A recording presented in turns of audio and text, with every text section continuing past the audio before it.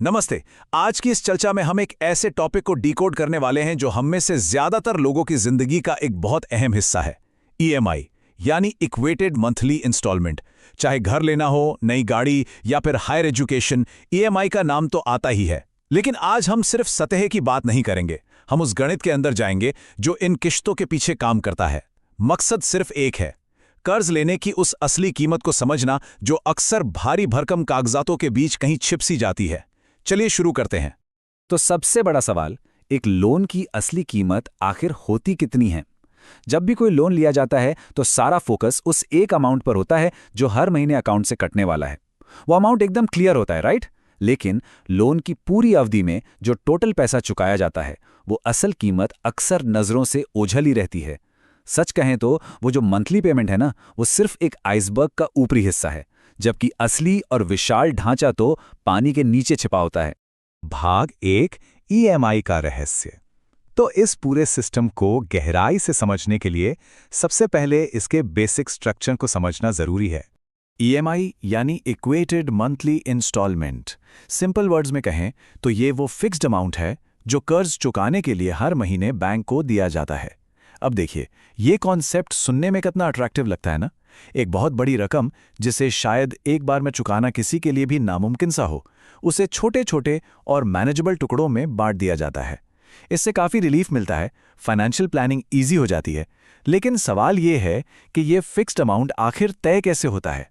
Bank ये कैसे सुनिश्चित करते हैं कि इस एक अमाउंट में उनका मूलधन और ब्याज दोनों पूरी तरह से कवर हो जाएं? अब ये देखिए, EMI formula P into R into 1 plus R to the power n divided by 1 plus R to the power n minus 1। बाप रे, पहली नज़र में ये किसी रॉकेट साइंस के फॉर्मूले से कम नहीं लगता। इतने सारे लेटर्स, इतने सारे ब्रैकेट्स। और दिलचस्प बात यह है कि भारत के सभी बैंक ईएमआई कैलकुलेट करने के लिए इसी का इस्तेमाल करते हैं। लेकिन घबराने की बिल्कुल ज़रूरत नहीं है। आज के इस एक्सप्लेनर का मेन गोल ही यही है कि इस पूरी कॉम्प्लेक्सिटी को एकदम सिंपल और आसान बनाया जाए। भाग 2, फॉर्मूले को समझना। चलिए इस डरावने से दिखने वाले समीकरण को छोटे छोटे और आसान हिस्सों में तोड़ते हैं। तो बात ऐसी है कि इस पूरे फॉर्मूले में सिर्फ 3 मेन कैरेक्टर्स हैं। पहला है P यानी प्रिंसिपल। आसान भाषा में ये लोन की मूल राशि है, वो पैसा जो असल में बैंक से उधार लिया गया है। दूसरा कैरेक्टर है R, जो है मासिक ब्याज दर। अब यहाँ एक छोटा सा कैच है, बैंक अक्सर हमें सालाना ब्याज दर बताते हैं, लेकिन कैलकुलेशन के लिए उसे मंथली यानी मासिक दर में बदलना होता है। और तीसरा है N यानी लोन की कुल अवधि। लेकिन ध्यान रहे, सालों में नहीं बल्कि महीनों में। बस अगर ये 3 चीजें पता हैं तो दुनिया के किसी भी बैंक की ईएमआई कैलकुलेट की जा सकती है। भाग 3, एक वास्तविक उदाहरण। अब हवा में सिर्फ मैथ की बातें करने का क्या फायदा? इसे एक रियल वर्ल्ड सिनेरियो के साथ समझते हैं। मान लीजिए कि एक घर खरीदा जा रहा है। उसके लिए बैंक से 50 लाख रुपए का होम लोन लिया गया। लोन चुकाने का जो टाइम तय हुआ वो है 15 साल, और बैंक ने जो ब्याज दर ऑफर की है वो है 8.75% सालाना। मई 2026 के हिसाब से देखा जाए तो ये एक बहुत ही कॉमन और रियलिस्टिक सिनेरियो है। तो चलिए अपने फॉर्मूले के उन 3 कैरेक्टर्स को अब इस सिनेरियो में फिट करके देखते हैं। कैलकुलेशन कुछ इस तरह आगे बढ़ती है। स्टेप 1, 8.75% की जो एनुअल रेट है उसे मंथली रेट में बदलना। इसके लिए इसे 12 से और फिर 100 से डिवाइड करते हैं।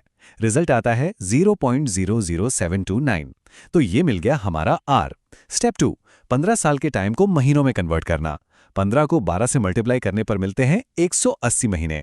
ये हो गया हमारा N, और P तो हमें पहले से ही पता है, 50 लाख रुपए। अब जैसे ही इन तीनों फिगर्स को उस बड़े से फॉर्मूले में डाला जाता है तो होता है असली मैजिक, और रिजल्ट आता है 49,972 रुपीज।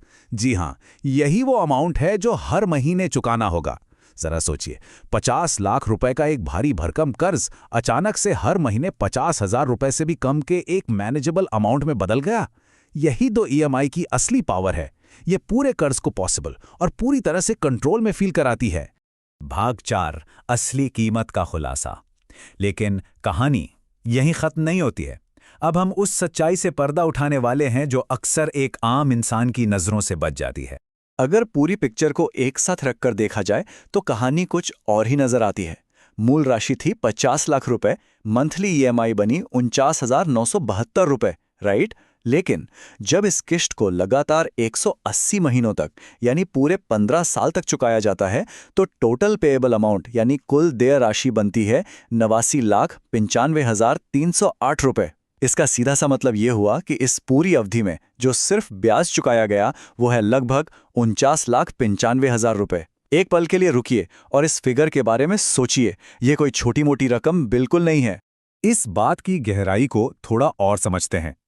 एक तरफ 50 लाख रुपए का ओरिजिनल लोन अमाउंट है और दूसरी तरफ लगभग 40 लाख रुपए का सिर्फ और सिर्फ ब्याज। मेन टेकअवे यह है कि 15 सालों तक लगातार हर महीने लगभग 50,000 रुपए चुकाने के बाद बैंक को मूलधन के ऊपर लगभग 80% हिस्सा एक्स्ट्रा पे किया जाता है। मतलब 50 लाख के घर की असल कीमत कर्ज चुकाने वाले के लिए करीब 90 लाख रुपए हो जाती है। यही है कर्ज लेने की वो असली कीमत जिसके बारे में शुरुआत में शायद ही कोई सोचता है।